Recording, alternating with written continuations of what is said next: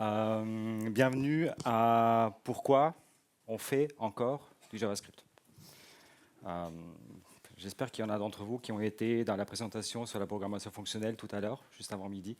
Euh, c'est cool, je ne savais pas que ça allait avoir lieu avant, mais du coup je vais enchaîner un peu là-dessus. Je ne vais pas vous montrer beaucoup de code, je vais plutôt vous parler pourquoi on fait ça. Et toute une réflexion, pourquoi on fait encore du JavaScript alors qu'on pourrait faire autre chose.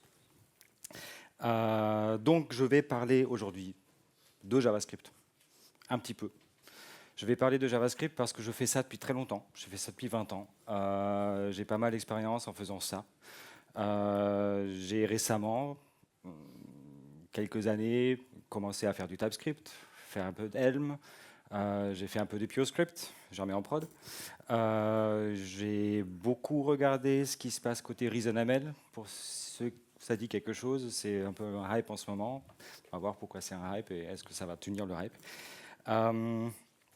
Donc je vais un peu vous parler de toutes ces expériences que j'ai avec ces langages-là. Je ne vais pas vous dire pourquoi on remplace les JavaScript parce que JavaScript c'est moche. Moi je ne trouve pas que JavaScript c'est moche, je trouve que c'est un langage assez élégant finalement, un peu dangereux, un peu flexible, un peu forgiving. Mais ça le français l'est aussi. Voilà. On peut parler le français très beau, on peut parler le français très moche. Voilà, bon, moi je vais essayer de le parler correctement, je ne suis pas français donc parfois je vais mettre des mots anglais. Voilà. Donc, j'espère que ça ne vous dérange pas. Je vais surtout vous parler de higher level languages, de langages supérieurs. Je vais vous parler des promesses de ces langages-là qui tentent ou qui me promettent à remplacer JavaScript, à faire mieux. Je vais vous parler d'abstraction. Et je vais vous parler du coût de ces abstractions. Moi, c'est Wolfgang. Moi, je suis autrichien. Je travaille à Paris. Je travaille chez Sphere. Ça se voit. Je suis un passionné de développement, je suis un passionné de langage, que ce soit les langages naturels et les langages de programmation. Voilà. Si vous m'envoyez un tweet, je le vois sur ma montre, c'est vrai que je pourrais répondre directement.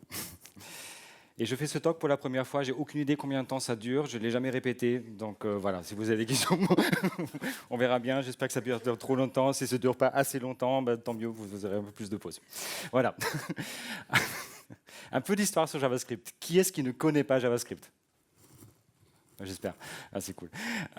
Donc, un tout petit peu d'histoire. Vous savez que JavaScript a été inventé en 1995 par Brent Nike, que ça n'a rien à voir avec Java, juste la syntaxe, mais la syntaxe lui a été imposée parce que Java, à l'époque, il fallait faire du Java parce que Java, c'était cool.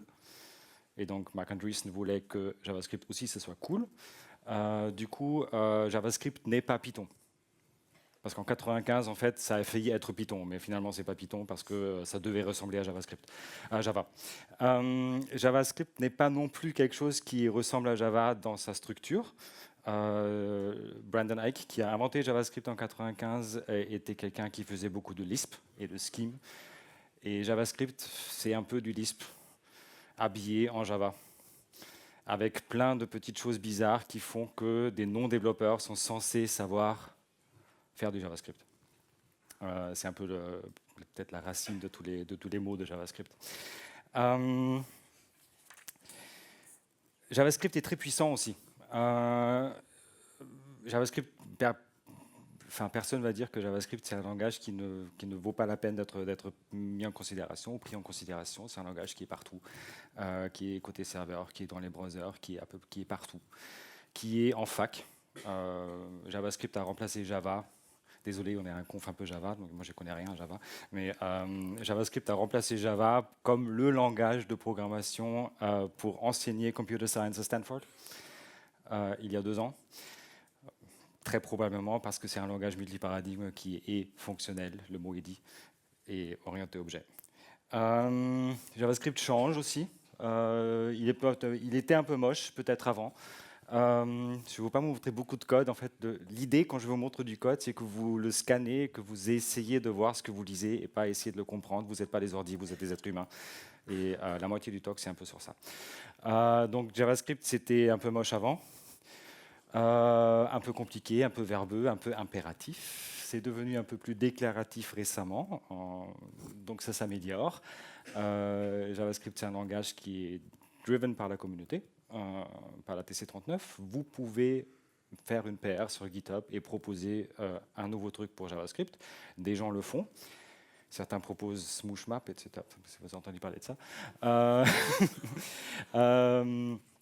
JavaScript demain aura peut-être plus l'air de ça. Donc là, j'ai regardé un peu les specs qui existent et qui sont en stage 0 et peut-être qu'un jour, JavaScript, ça sera ça. On tend quand même vers quelque chose de plus déclaratif. Voilà, mais bon, est-ce qu'on peut faire mieux? Évidemment, on peut faire mieux. D'ailleurs, JavaScript, c'est aussi ça. Et en général, JavaScript, c'est ça. Parce que c'est ça ce que votre navigateur va en général exécuter. Moi, je dirais que JavaScript, on pourrait dire que c'est devenu un compilation target. Parce que le JavaScript qu'on écrit, que vous écriviez ça, parce que ça va sortir en 2022, ou en 2023, en 2024, je ne sais pas. Probablement à la fin de l'année, la moitié d'entre vous vont faire ça, parce que Babel va l'inclure. Ça, aujourd'hui, on peut le faire à peu près partout, sauf dans certaines boîtes qui travaille encore avec Internet Explorer. Donc, c'est un peu, on peut considérer que JavaScript, en fait, c'est du bytecode aussi. Ça marche très bien. Ça, vous n'êtes pas censé le dire. J'ai un cadeau pour celui qui me dit que ça fait non. Voilà. Donc, le titre et le talk est un peu sur les promesses des langages alternatifs. Il y en a d'entre vous qui connaissent des langages alternatifs qui s'apprêtent à remplacer JavaScript. On n'a pas de micro, ça ne va pas marcher, ça. Il y a trop de monde. Anybody? Toi, je sais que tu sais. Donc, là j'ai mes quelques slides marketing. Je ne vous ai pas mis ce que c'est. Je vous ai juste mis ce que ça veut dire. Code faster, code smarter, code confidentially, code bigger. Donc, la plupart des entreprises tech qui font des alternatives ont aussi des gens de marketing. JavaScript at Scales. Peut-être que quelqu'un reconnaît ça. Celui-là, il est bold. Generate JavaScript with great performance and no runtime exceptions. Elle, got a t-shirt. A solid, statically typed, fast, simpler cousin of JavaScript minus the historical patterns plus the features of years 2030 you can use today. That's the newcomer, that's reasonable. Et puis eux, ils se la pètent. The compiler that means JavaScript that you can proud of.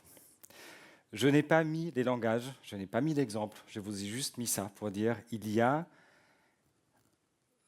dans la communauté de développement, il y a des gens qui font des promesses, Voilà, on va faire du meilleur JavaScript. Mais pourquoi? Et à quoi ça consiste tout ça? Donc je me suis dit je voudrais faire un talk à Devoxx et je savais pas trop le thème et donc j'ai mis un truc un peu très général et je me suis dit je vais jamais être pris. Et les dernières 2 semaines, j'ai vraiment fait de la recherche là-dessus parce que du coup j'ai pris. Voilà. Donc langage. Langage. Il y a 60 ans de là,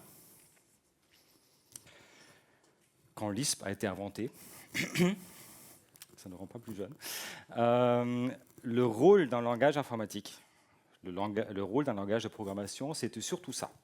Instructing computers what to do. Dire aux ordinateurs ce qu'ils ont à faire. Et en plus, en leurs termes. Il y en a qui font des 0, des 1, bon ça c'est... Mais l'assembleur, en fait, c'est ça. Cette définition dans le langage de programmation, aujourd'hui, je le considère comme complètement obsolète, en même temps, comme toujours, le plus important. Enfin, on programme pour que les ordinateurs font des choses. Mais par contre, aujourd'hui, je pense que le rôle d'un langage de programmation, et pourquoi on cherche des langages plus élevés, c'est surtout ça. C'est pour dire aux développeurs ce qu'un autre développeur a voulu faire à l'ordinateur. En termes de développeur, pas en termes d'ordinateur. Et j'irai même plus loin, et je pense que quand vous pensez au futur des langages de programmation et que tout ça, ça bouge et que tout ça, ça aurait dû bouger depuis très longtemps, et je vous invite à regarder les talks d'un certain dénommé Brett Victor. Je n'ai pas de slide, il y a d'autres trucs, vous me demanderez après comment il s'appelle vraiment, là-dessus, sur The Future of Programming. Le futur, c'est ça. La programmation sera partout. Et si la programmation est partout et notre monde est régi par les ordinateurs, le rôle d'un langage de programmation sera de dire à des êtres humains ce que les ordinateurs doivent faire, en termes d'humains, donc en langage naturel, plus ou moins. En gros, j'ai regardé un peu, est-ce qu'il y a des définitions, c'est quoi un langage de programmation? On dit aujourd'hui, programmer, c'est de résoudre des problèmes de calcul avec de l'abstraction et de la décomposition. Solving computer problems, computation problems with abstraction and decomposition. Not only. Je dirais que c'est exprimer une intention par l'abstraction et la décomposition. Est-ce que quelqu'un n'est pas du tout d'accord avec ce que je dis? Levez le bras. C'est un peu ce qu'on fait tout le temps. Et cette expression, cette intention qu'on exprime, on l'exprime surtout, oui, on veut que l'ordinateur et le compilateur le comprennent, mais on veut surtout que le collègue le comprenne. Et il faut qu'on le fasse pour que le collègue le comprenne. Il faut surtout qu'on le fasse pour que nous-mêmes, on le comprenne quand on vient après 3 semaines de vacances et qu'on dit « Qu'est-ce que j'ai écrit là ?» Ou que 6 mois après, je pars du projet, quelqu'un d'autre vient, il va, mais qu'est-ce qu'il a écrit là? On a ce rôle, il ne faut pas l'oublier quand on programme. Pas seulement de livrer en prod, il faut que ça marche, il faut que les tests passent, mais il faut qu'un autre être humain soit capable de lire ce qu'on a écrit. Nous-mêmes, l'autre nous, si on veut, et les autres, les collègues, les managers, les whatever. Donc, on utilise des langages de niveau supérieur. Ça existe depuis longtemps. Je crois que les higher level languages, C était un higher level language. Aujourd'hui, C est plutôt un lower level language par rapport à Haskell. Ça bouge tout le temps.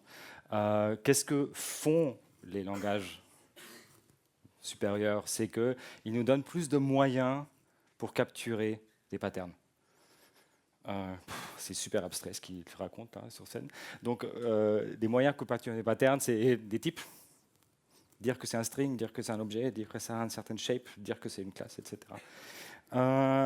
Il nous donne plus de moyens de composer. De ne pas seulement appeler des procédures comme en Pascal, mais de composer le high order programming, ce que Xavier vous a raconté il y a 2 heures, de mettre des fonctions dans des fonctions et de retourner des fonctions. Tout ça, ce sont des moyens de composition.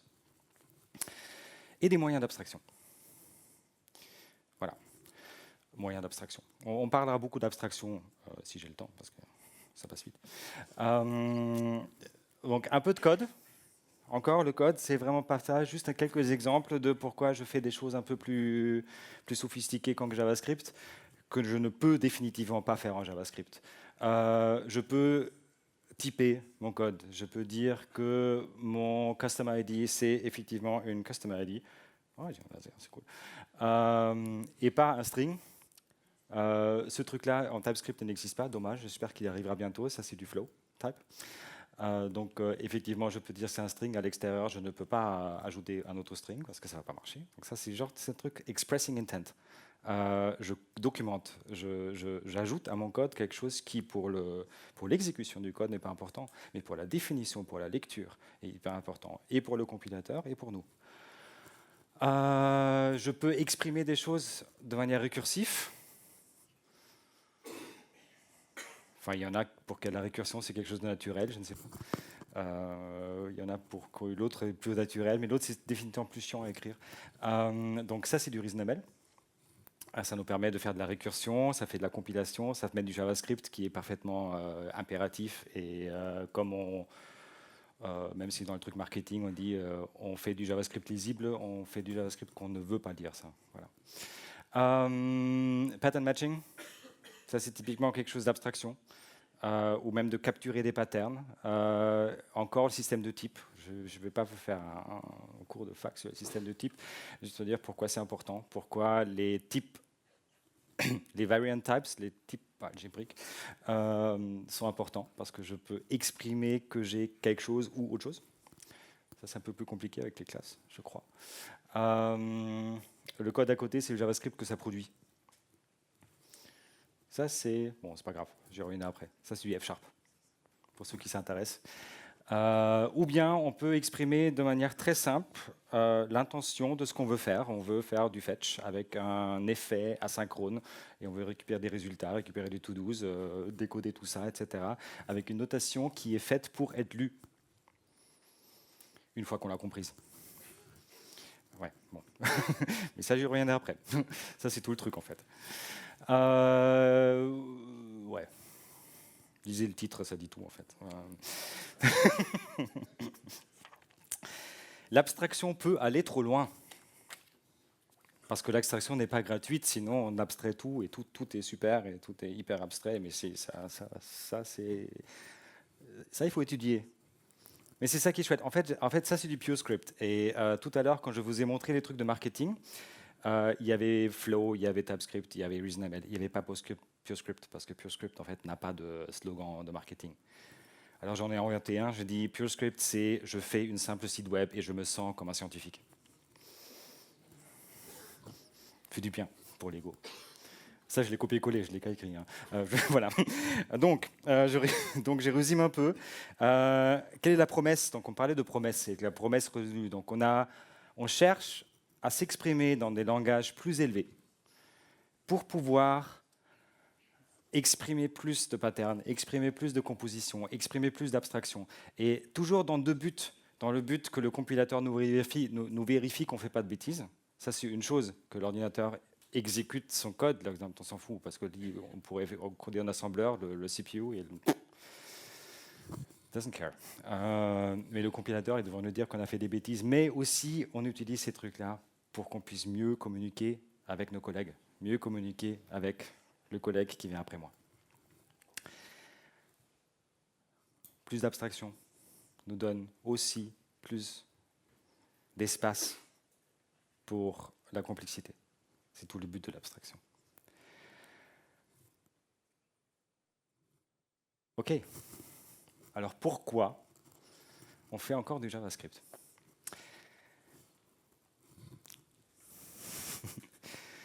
Je jure que je ne vise personne dans la salle. C'est pas toi, Alexis. Non. Pourquoi on fait encore du JavaScript?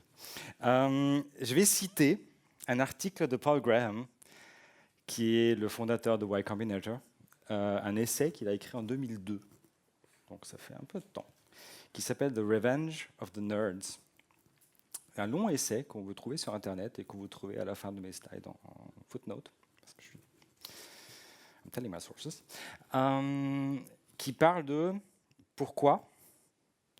En fait, l'article que j'ai trouvé avant de présenter, en fait, j'ai lu l'article, je me suis dit, mais il y a 16 ans, le mec, il a fait exactement ce que je voulais vous raconter aujourd'hui, en fait, qui dit pourquoi pas utiliser Lisp au lieu de Java à l'époque pour certains projets.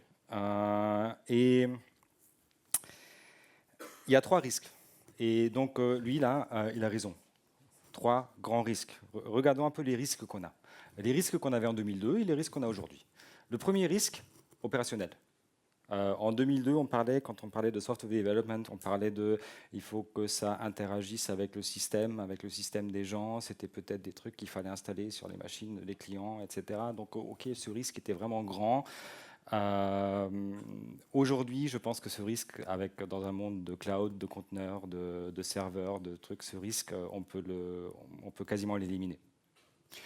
Surtout quand on parle et là je parle de JavaScript, mais je pourrais parler de Scala via Java, ou je pourrais parler de F# en comparaison à C#. Surtout quand je suis... ce risque pour Scala n'existe pas, Scala est dans le JVM, donc voilà. Il y a un risque d'isolation.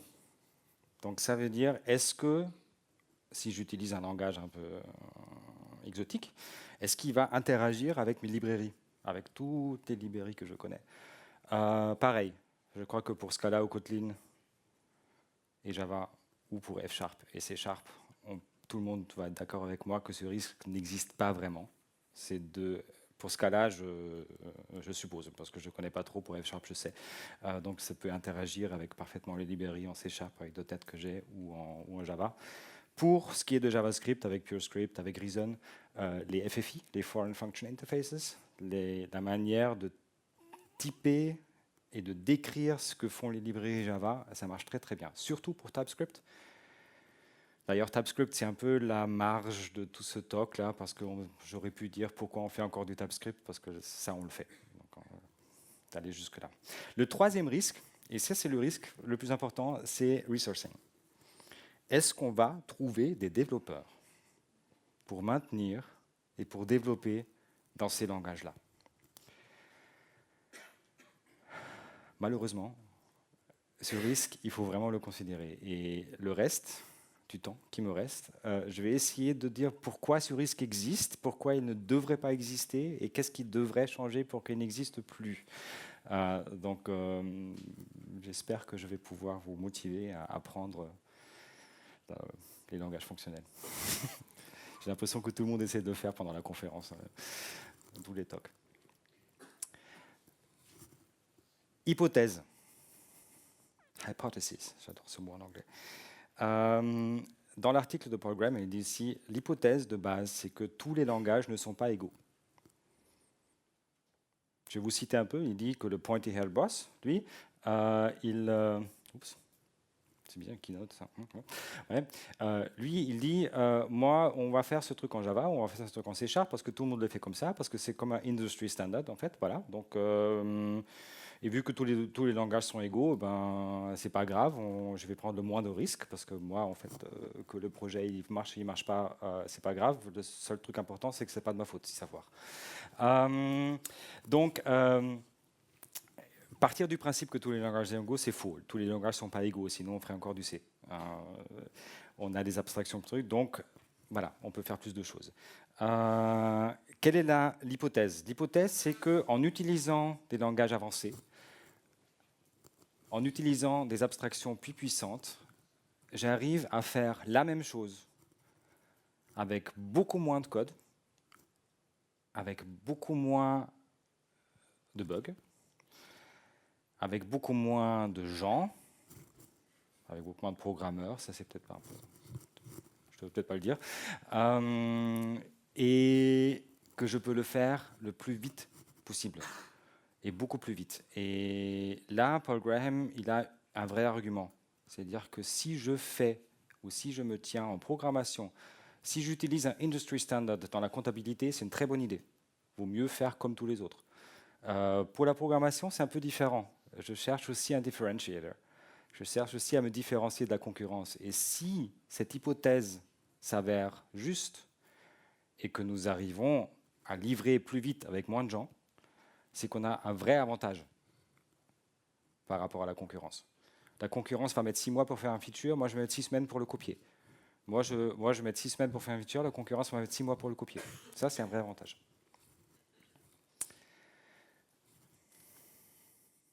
À cause de ça.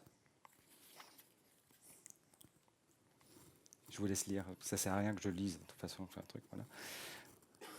Donc voilà, on vit dans un monde de changement, et puis il ne s'agit pas d'avoir le truc le plus sophistiqué, il s'agit d'avoir de la software la plus agile possible, celle que je peux changer le plus vite possible. Bon, jusqu'à maintenant je parlais d'abstraction, etc. Et pourquoi on ne le fait pas? Parce que l'abstraction a un coût. Déjà, abstraction, c'est toujours bien de définir un peu les choses. Quand on parle d'abstraction, on parle de cacher du détail. L'abstraction idéale cache le détail et je n'ai pas besoin de m'en soucier parce que je sais comment ça marche et que je peux réfléchir à un niveau plus élevé. Et on a une tendance à chercher l'abstraction, à cacher le détail. On a aussi une tendance à simplifier aussi. Donc on va aux abstractions de plus en plus hautes, etc. Et au bout d'un moment, on a l'abstraction absolue qui est géniale. Everything is an object. En Java, je crois. Everything is a function. Ça, c'est l'autre côté. Everything is a component. Pour ceux qui font du React ou de l'Angular. Ça, c'est des abstractions. Everything is a stream. Quelqu'un a entendu parler de celle-là? Ça, c'est les abstractions absolues. Ces abstractions-là, ils ne servent à rien du tout. Ça, c'est du marketing. Parce que ces abstractions, et là, je vais citer un développeur que j'aime beaucoup, qui est un super speaker, qui a co-inventé ou qui a beaucoup travaillé sur ReasonML chez Facebook, qui s'appelle Cheng Lo. Et Cheng Lo, il est connu dans la communauté React, peut-être un peu moins dans la communauté Java. Et il a fait une série de talks pour annoncer l'arrivée de ReasonML. Et dans cette série, il a fait un premier talk qui s'appelait Taming the Meta Language, donc il parle beaucoup de langage. Et il a fait un super talk à Paris, à la React Europe, qui s'appelle On the Spectrum of Abstraction. Et il parle du coût de l'abstraction. Le coût de l'abstraction, il faut se dire que quand j'ai un truc très concret, je peux le comprendre intuitivement. Et l'abstraction, elle vient toujours avec un coût mental de devoir comprendre ce que l'abstraction elle fait. J'espère que vous me suivez avec ça. Et plus l'abstraction devient générale, plus elle devient puissante, parce que je peux décrire plein de choses avec, plus elle perd ses propriétés. Et plus elle devient difficile à comprendre, plus elle devient puissance, ça ne veut pas forcément dire valeur.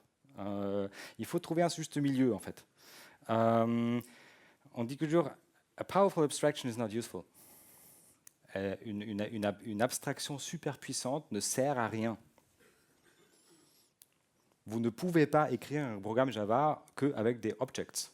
Il faut que vous spécialisez un peu, parce que ça ne sert à rien. Voilà. C'est un peu ce qu'on dit, parce que l'abstraction puissante, c'est un modèle mental, plus qu'autre chose. Donc nous, ce qu'on cherche, en fait, c'est le principe du principle of least power, c'est-à-dire essayer de trouver l'abstraction minimale qui va nous généraliser notre cas sans aller plus loin.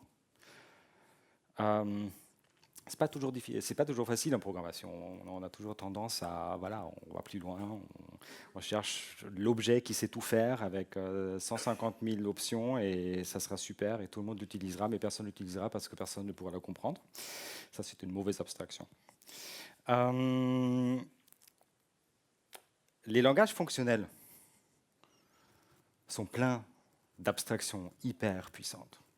Et vous en avez surtout parlé, il s'appelle functor, et monade, et applicative functor, et traversable, etc. Tout ça, ce sont des abstractions super puissantes, qui ont des super noms, qui font nous sentir des super-héros quand on les utilise en soirée, mais qui coûtent beaucoup. Le modèle mental coûte énormément. Et ça, c'est très personnel. Je fais ce métier depuis 20 ans, et j'ai découvert la programmation fonctionnelle, et j'ai commencé à lire Haskell, le bouquin, comme je lisais un bouquin sur Angular, et je me suis rendu compte que non, ça ne rentre pas, c'est beaucoup plus compliqué. Enfin, ça prend du temps, ça prend du temps de l'apprendre. Ça prend du temps de l'apprendre parce que, et ça, dans mon expérience, quand on lit les cours sur la programmation fonctionnelle, les gens qui les écrivent, ils viennent des maths, et ils sont hyper fiers du truc qu'ils ont construit, etc. Et ils vont dire il faut comprendre des functors, parce que si vous ne comprenez pas les functors et d'où ça vient, la théorie des catégories, etc., vous ne pouvez pas programmer. Alors que, non, il y a des spécialisations de ces abstractions qu'il faut comprendre. Le functor, on s'en fout ce que c'est, mais faire un map sur un tableau, ça, c'est important. Et si vous faites un map sur un tableau, vous utilisez un functor, mais vous utilisez un tableau. Un tableau est un functor. Si vous faites des librairies en Haskell, vous devrez comprendre, mais vous pouvez très bien utiliser tous ces mots. Et là, je viens un peu où je veux en venir. Vous pouvez très bien utiliser ce vocabulaire, donc le verbe map, le verbe bind, le verbe flat map. C'est du vocabulaire qui peut être très concret quand il est appliqué dans un contexte très concret. Le mot map, il est super concret quand il est appliqué à un tableau. Tout le monde sait ce que ça fait. Et c'est hyper puissant. Après, vous pouvez utiliser avec autre chose aussi. Mais on dit souvent que la programmation, que des programmes fonctionnels ne sont pas lisibles. Quand est-ce que vous avez lu la dernière fois un contrat qui est écrit par des juristes? Et pourtant, vous parlez français. Pour moi, c'est exactement la même chose. Les programmes fonctionnels ne sont pas lisibles parce qu'ils emploient un vocabulaire qu'on n'a pas l'habitude, qui n'est pas le vocabulaire de notre communauté. Et si vous ne le connaissez pas, vous ne comprenez pas. Si vous n'êtes pas juriste, vous ne pouvez pas lire un texte juridique. parce qu'il est truffé de mots, d'abstractions, que vous n'avez pas appris. Et qu'il y a des gens qui sont à la fac pendant 5 ans pour l'apprendre. Et c'est un peu la même chose pour la programmation fonctionnelle. Je dirais même, d'autres arguments, c'est que l'orienté objet, la programmation impérative, elle est aussi peu lisible.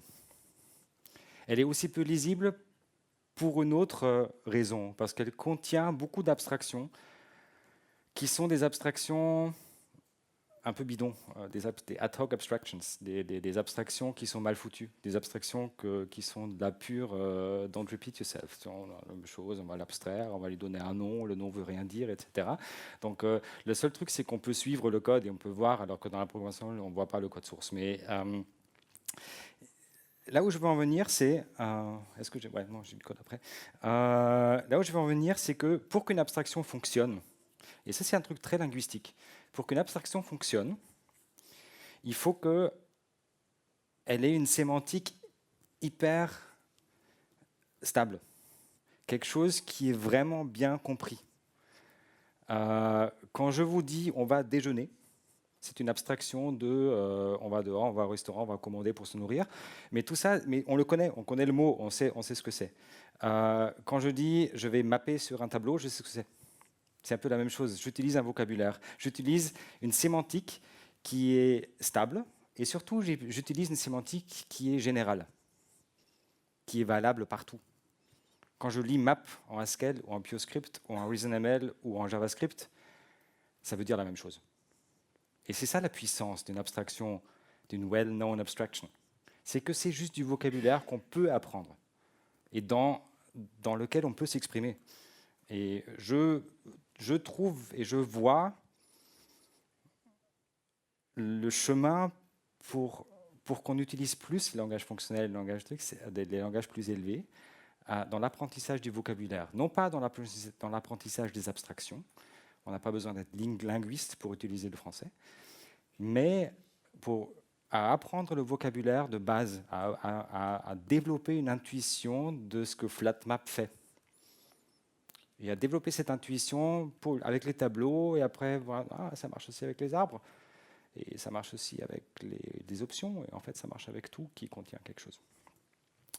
Et au bout d'un moment, je vais lire le bouquin de Bartosz Milewski sur la théorie des catégories. Je sais ce que c'est un functeur, il n'y a pas de problème. Donc, j'ai essayé de classifier, je vais finir dans les temps, ça va être top. J'ai essayé de classifier les abstractions entre les ad hoc abstractions. En gros, ce sont, je vois dans le code 2 fois la même chose. Je ne suis pas très inspiré aujourd'hui, j'ai mal dormi, donc je lui donne un nom complètement bidon. Je factorise et le nom ne veut rien dire. Ça, c'est une ad hoc abstraction. Ce n'est pas une abstraction, c'est une indirection. C'est une mauvaise abstraction. C'est quelque chose qui ne m'aide pas. Le seul truc qui se fait, c'est que pour comprendre le code qu'il utilise, il faut que je saute dans l'autre fichier pour voir ce que ça fait. Ça, c'est une mauvaise abstraction. Et j'ai une règle pour moi, quand je programme, c'est que si je cherche à faire une abstraction et que je ne trouve pas de mots pertinents, je laisse tomber, je duplique le code. C'est une bonne règle. Parce que si moi, je ne trouve pas de mots, comment le programmeur, après moi, il pourra comprendre ce que j'ai appelé do that with this and I don't know what. Ça ne veut rien dire. Une autre abstraction, des abstractions qu'on voit, c'est l'abstraction qui essaye d'être super puissante. Celle qui fait tout. Celle qui est hyper, voilà, avec 3000 paramètres et trucs et des objets de configuration, etc. Et ça va quand c'est dans les frameworks et quand je peux regarder sur Stack Overflow comment on le fait. Webpack, c'est une abstraction comme ça, je trouve. Mais ça ne va pas quand c'est dans notre code, c'est du code métier. Parce que dans le code métier, c'est aussi complexe que de lire le code là. Nous, on est bon à lire du code, à reconnaître des patterns, etc. Mais quand il faut que je saute de fichier en fichier, c'est des indirections.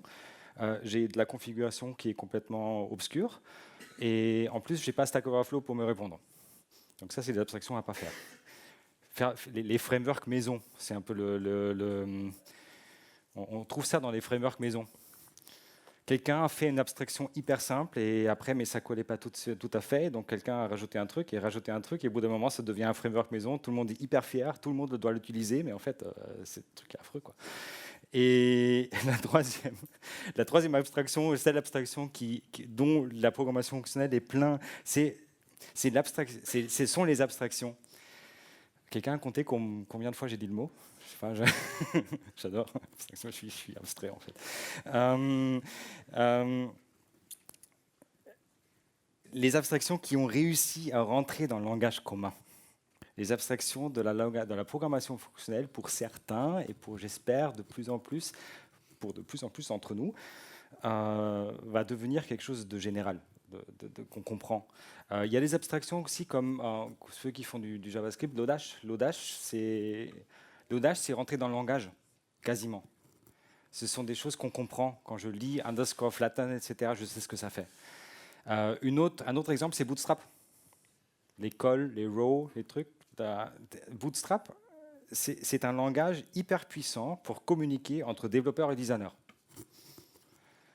Ça a réussi à devenir un langage. C'est-à-dire, je n'ai plus besoin de regarder comment ça fonctionne. Je lis ce que ça fait et je commence à savoir de quoi ça a l'air. Et c'est ça une bonne abstraction. C'est quand ça cache du détail, quand je lis le mot, c'est du vocabulaire, c'est de la communication. Quand je lis le mot, je sais ce que ça va faire sans devoir regarder, sans devoir utiliser mon cerveau. Sinon, je ne peux pas construire sur cette abstraction, si je ne peux pas le comprendre comme ça. Map. Vous pouvez lire ce code en JavaScript, vous pouvez lire ce code en ReasonML. Map sur un tableau, on sait tout ce que ça fait. C'est un de ces mots comme ça. Reduce, c'est un de ces mots comme ça qui rentre dans le vocabulaire commun. Et qui fait la même chose sur des tableaux et qui fait la même chose sur des options, si vous voulez. À peu près, la même chose. Et je le retrouve partout. Map, reduce, sur les options, c'est un truc. Dans n'importe quel langage, ça marche partout.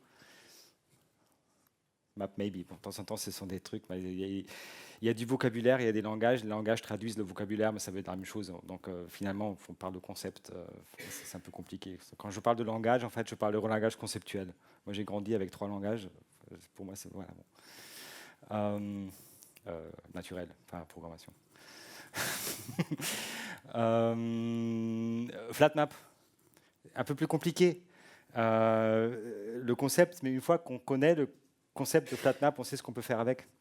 On sait qu'on peut trouver quelles combinaisons de 2D font un certain nombre. C'est exactement ce que fait ce truc-là. Et on peut l'exprimer, on l'exprime dans n'importe quel langage. En fait, le langage devient pas important. Le langage le langage de programmation qu'on utilise, que ce soit du JavaScript, que ce soit du ReasonML ou que ce soit du PureScript, c'est la même chose.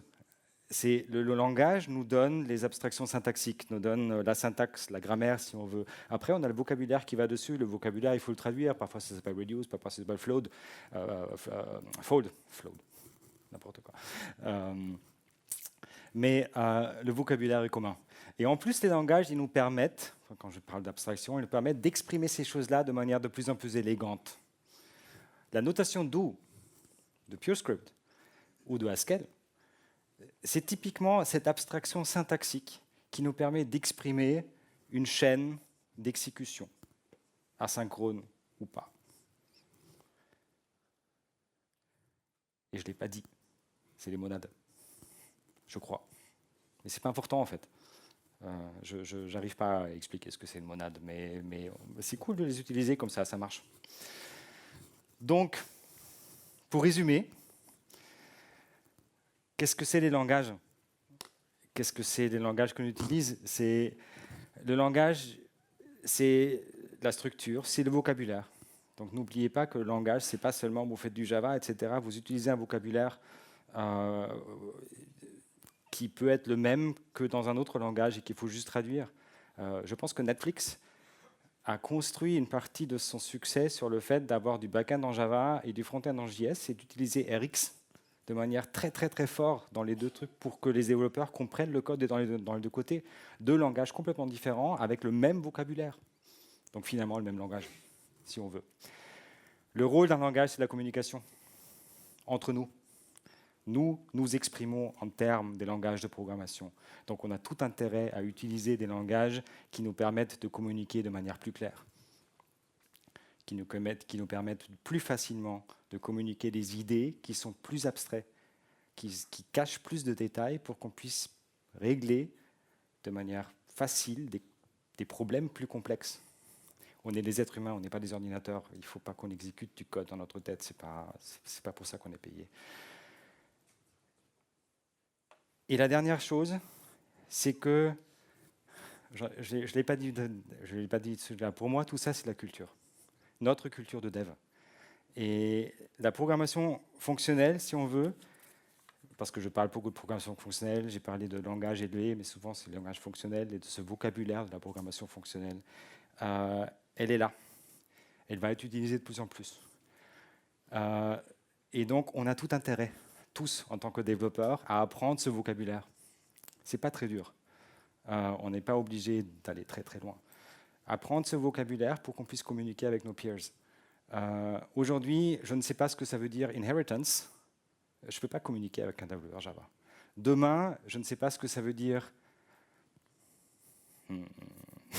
map, flat map, chain. J'aurais du mal à communiquer avec mes collègues. Donc, ce vocabulaire rentre dans notre culture. Et comme ma fille qui a 13 ans a besoin d'apprendre le vocabulaire de ses peers pour communiquer avec eux, et ce vocabulaire que moi je ne comprends pas du tout d'ailleurs, nous on a besoin d'apprendre ce vocabulaire pour continuer à communiquer avec nos collègues. Voilà. Merci.